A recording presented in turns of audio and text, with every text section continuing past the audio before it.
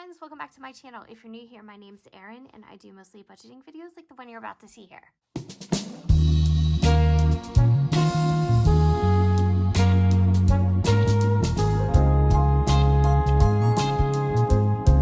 So much for tuning in.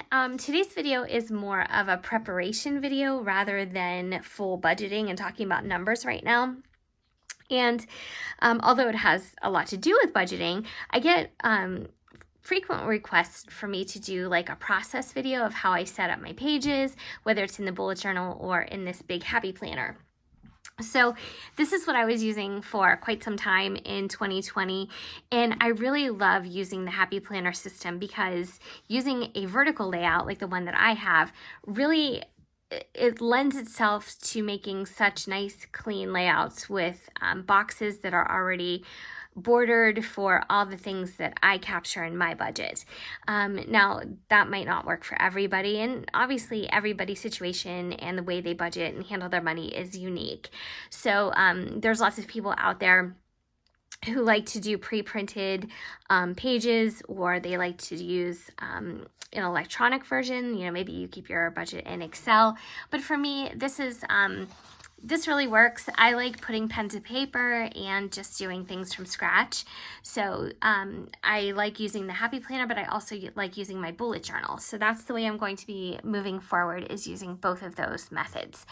But in today's video, I thought that I would just kind of show you this is a typical layout that I would use in my Happy Planner, and I'm just going to draw it because I need one for this week. So I thought that we could do that together and maybe have a little chit chat. So, I still love the Happy Planner. I really do. And although I am somebody who loves to plan for every occasion and everything basically that comes up, I really have kind of fallen off of it lately. And I feel bad about that because it gives me a lot of, I don't know, it just gives me a lot of happiness to work in a planner and stay super organized. And the only planner I've really been consistent with is one that I use for like our family, just for like dates and appointments and things like that.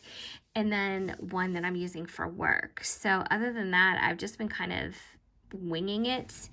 In fact, I don't know why I drew this box. I don't need this box.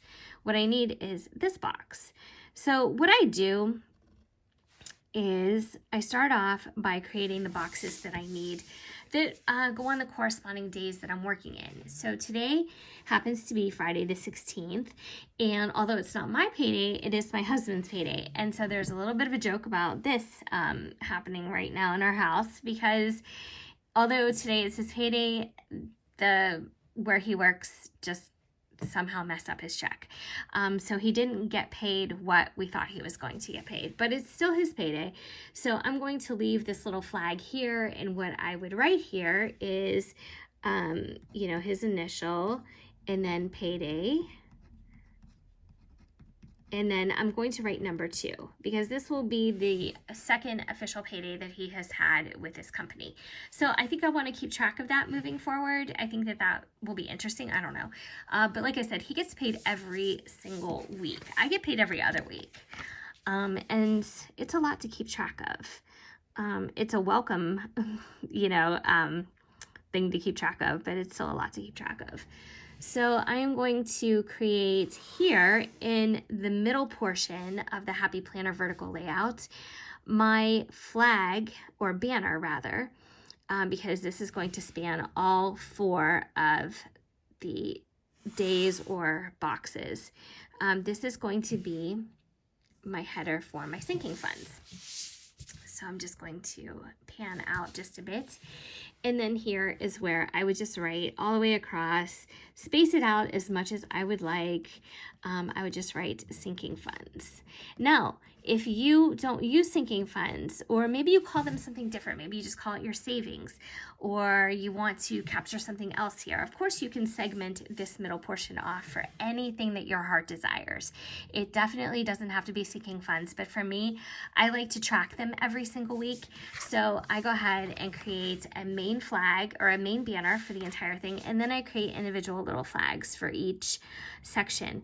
So there are 4 sections on this vertical layout, and I happen to have 4 sinking funds. In fact, I actually have 5, but I don't really consider my taxes a sinking fund, although they are. I just figured that is kind of something that's going to go away next year, because I'm not going to really be tracking taxes as much anymore. Now, if I continue to do Grubhub like I was doing before, I probably will have to do that because Grubhub doesn't take taxes out. And that's something that I was doing to kind of get us by until my husband's work situation kind of panned out. So I just make these boxes or flags. Now you can make them, you know, with the little indentation to make them look a little bit more fancy, or you can do what I do a lot and just give them a good old drop shadow.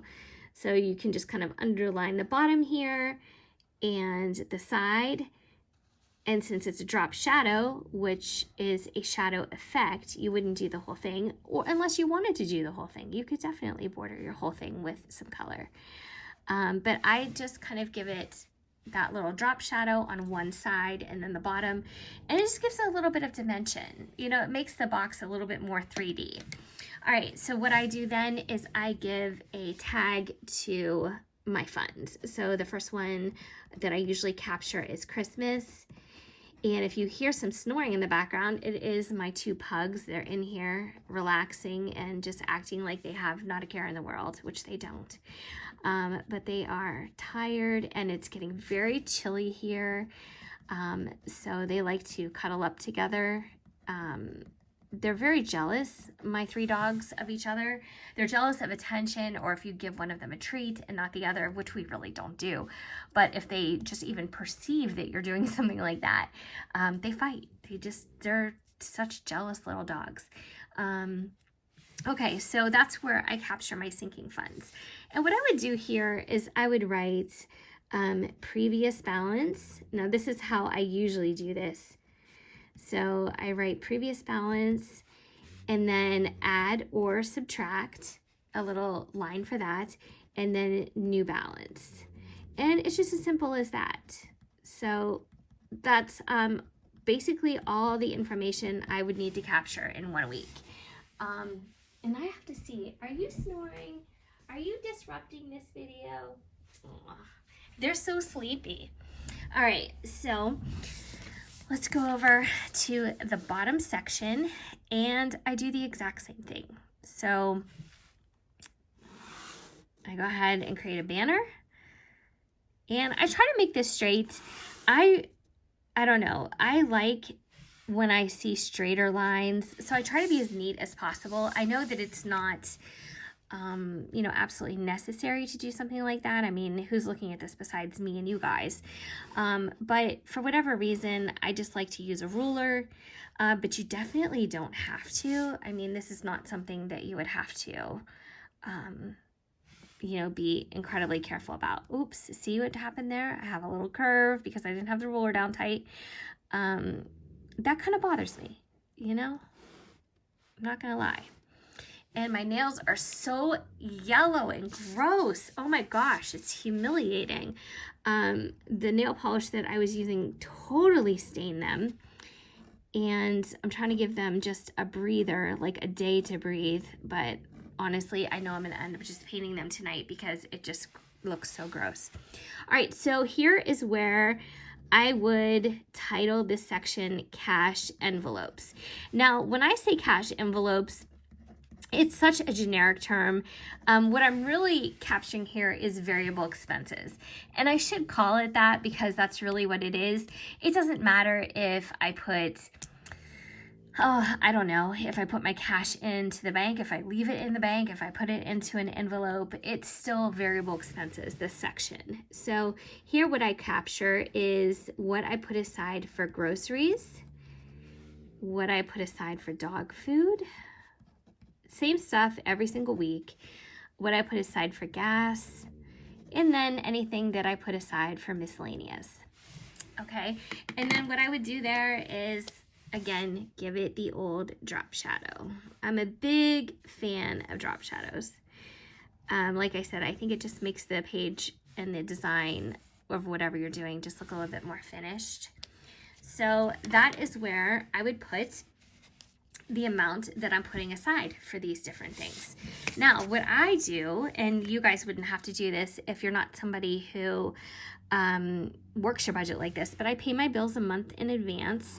So every let's just use October for an example. October 1st, I pay all my October bills. November 1st, I will pay all my November bills. So right here, I want to write November bills, and I give it just its own square. And this is where I capture if I track, if I have any money to track that I put aside before, or if I'm adding new money to this. So my last payday, I believe, was October 9th. And here is where I would put the money I put aside then. My next payday is going to be something like, well, it's a week from today, maybe maybe like around the 23rd. So I'm just gonna write that down just to give you guys a visual. I can always white this out. And then my total, just like that. And that's where I captured those numbers. So up here, I'm going to give this a little drop shadow just to make it look finished. And I'm going to finish the sides of these little banners. Maybe give them a drop shadow here, which kind of makes it look like I'm giving the flags a drop shadow, but I'm not. And then if you wanted to get fancy with it, you could proceed and do all kinds of different designs. I'm gonna actually white this out here because I don't need this line, and that will bother me. Okay. But what you could do here is if you have a light enough marker, or if you have a highlighter that you want to use, let's see, I do. I'm gonna use one of these that I always link below. These are by Two Hands, and they're just like these tiny little highlighters. You can see, what are they, like 4 inches, like maybe 4.5, 4.25 inches. They're just little tiny ones. So right here, what you could do is you could highlight this section just to make it stand out. The title here, sinking funds. You could highlight cash envelopes. You could highlight payday number 2. You could highlight the descriptions that are in the little tags, just like this. Now, I have to be totally honest with you. I'm not loving the way this looks, but just to give you an example of the different things that you can do. In the very beginning, I think I have maybe one to show you. I would use washi tape to kind of reinforce the borders that are already printed. I don't really know why I did it. It just was an unnecessary step. I'm looking in my planner right now. Here is a nice layout that I did. Instead of drop shadows, I actually created these little dimensional borders, and I really like the way that looks. So as you can see, this looks a little bit more neat than this. But just to give you, an idea, okay, here we go. So this is one that I use some washi tape in, just to kind of, like I said, reinforce those borders or create this extra border down here. There's so many different things that you can do, but just to give you an idea, if you have a happy planner, here's another one with oh my gosh, I can't talk. Another one with washi tape. But just to give you an idea, if you do have a happy planner and you do have a vertical layout, it really is user-friendly as far as if you want to create a budget planner with it. I think this is really neat to look at. It's very clean. And also it has the pre-printed dates that you can use. Of course, you could use the other side of this week, the page before it, if you had anything else you wanted to track or capture. Sometimes over here, I use this for like a notes section because I really don't do anything with this when I do my videos over here on Saturday or Sunday. But it just depends. It depends on what's going on. And I don't know, I really like this. And I didn't really go to the bullet journal because I hated this. I just went to it because I have been on a bullet journaling kick, and I thought, well, let me try doing my budget in it. Let me see how I like that. I just kind of wanted to see what I felt about it. And so opening this up, you can see this is much more detailed, but it's not. I'm still capturing the same information. I'm still organizing it the same way. It's still the same money. It's still the same income. I'm just writing it out differently, and I'm getting into a bit more detail with it. This isn't in my Happy Planner. I've never done a sinking fund chart in there. Yeah, I have. No, that was for credit card payoff. I think all my charts like this, trackers, I've done in bullet journals or separate notebooks. But you can see I just have more room because there is no border here. There is nothing pre-printed, so I can create whatever I want, whatever's in my head. I can put then on paper. But this isn't for everybody, and for some people it's just too much. And I can see that as a point entirely. Now, if I wanted to have pages like this in my Happy Planner, all I would have to do is go to my Happy Notes and pull out some of those pages and use them for that method or for that purpose. And so for the weekly budget that I have going on this week, I would use this layout. Now, there's, like I said, not a whole lot of difference. So if you look at these side by side, I have my variable expenses here, my sinking funds here, my income here. This is just a tally, like a receipt, November bills. And the only extra thing I have is this little credit tracker corner.